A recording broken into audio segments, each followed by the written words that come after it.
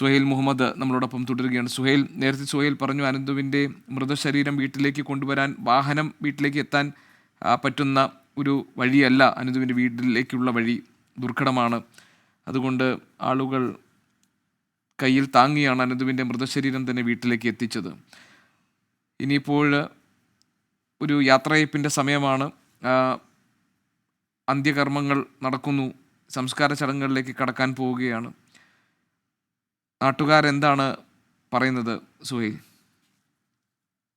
എനിക്ക് തീർച്ചയായും ഇനി ഇവിടെ നിന്ന് അനന്തുവിന്റെ ഭൗതികദേഹം എടുത്തു കഴിഞ്ഞാൽ അവൻ ജനിച്ച് വളർന്ന അവന്റെ എല്ലാമായ അവന്റെ വീട് വിട്ടിറങ്ങിയാൽ ഇനി അവനെന്ന ഓർമ്മ മാത്രമായിരിക്കും ഈ കുടുംബത്തിനും നാട്ടുകാർക്കുമുള്ളത്.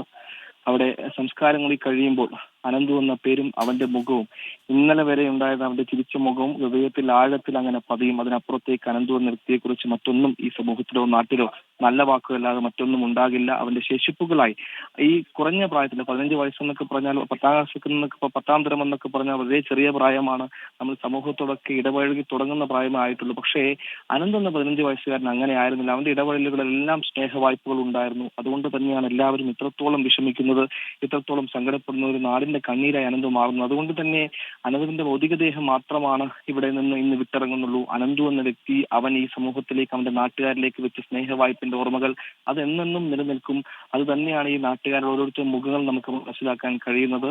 എല്ലാവർക്കും പ്രിയപ്പെട്ടവർ, അങ്ങനെ ചുരുക്കം ചില മനുഷ്യർക്ക് മാത്രമേ ആകാൻ സാധിക്കുള്ളൂ. ഇടപഴകി എല്ലാവർക്കും പ്രിയപ്പെട്ടവർ. അതിനപ്പുറത്തേക്ക് അവന്റെ അതായത് ഇന്നലെ വൈകിട്ട് ഫുട്ബോൾ കളിക്കാൻ താല്പര്യമുള്ള ഒരാളായിരുന്നു. ഫുട്ബോൾ കളിക്കാൻ സ്വന്തം കസിൻസിന്, നമുക്ക് ഈ കസിൻ ബന്ധങ്ങളൊക്കെ നമുക്ക് അറിയുന്നതാണ്, ജ്യേഷ്ഠ സഹോദരന്മാരെയൊക്കെ കൂട്ടി ഒന്നിച്ച് പുറത്തേക്ക് ഇറങ്ങിയതാണ്. അപ്പോഴാണ് അനന്തുവിന് ഈ വല്ലാത്തൊരു ദാരുണമായൊരു അന്ത്യം ഉണ്ടാകുന്നത്. ഈ നേരത്തെ ഞാൻ പറഞ്ഞതുപോലെ തന്നെ അനന്തുവിന്റെ വീട്ടിലേക്ക് വഴിയില്ലെന്ന് മാത്രമല്ല, വീട്ടിലേക്ക് ഒന്ന് കുറുകെ കിടക്കണമെങ്കിൽ 2 കവുങ്ങും കഷ്ണം ചേർത്ത് വെച്ച് ചെറുപാലത്തിലൂടെ ചവിട്ടിക്കയറണം. ഇങ്ങനെയും ഒരുപാട് മനുഷ്യരുണ്ട് എന്ന കാര്യത്തിൽ നമ്മളെ സങ്കടപ്പെടുത്തുന്നതാണ്. പക്ഷേ അവന്റെ ഈ സാമ്പത്തിക പരാധീനതകളൊന്നും അവന്റെ ജീവിതത്തിലോ അവന്റെ പഠനത്തിലോ അവനൊരു പ്രതിസന്ധി ആവുകയോ പിന്നോട്ടടിപ്പിക്കലോ ഉണ്ടായിട്ടില്ല എന്നത് തന്നെയാണ് നമുക്ക് മനസ്സിലാക്കാൻ കഴിയുന്നത്.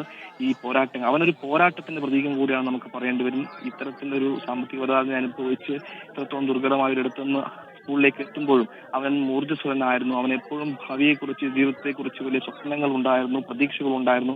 അവൻ കണ്ട സ്വപ്നങ്ങളും പ്രതീക്ഷകളും തന്നെയായിരുന്നു 2 ജ്യേഷ്ഠ സഹോദരിമാരും നിത്യരോഗിയെ അമ്മയും കൂലിപ്പണിക്കാരനെ അച്ഛനെയും മുന്നോട്ട് നയിച്ചത്. അതായത് അവന്റെ വിയോഗത്തിലൂടെ ഇല്ലാതാകുന്നത് അനന്ത് കണ്ട പ്രതീക്ഷകളും സ്വപ്നങ്ങളും മാത്രമല്ല, ഒരു കുടുംബം മൊത്തം അവനെ ചേർത്ത് വെച്ച് നെയ്തെടുത്ത സ്വപ്നങ്ങൾ കൂടിയാണ് ജി കെ. ആ സ്വപ്നമാണ് ഇപ്പോൾ പൊലിഞ്ഞു പോയിരിക്കുന്നത്.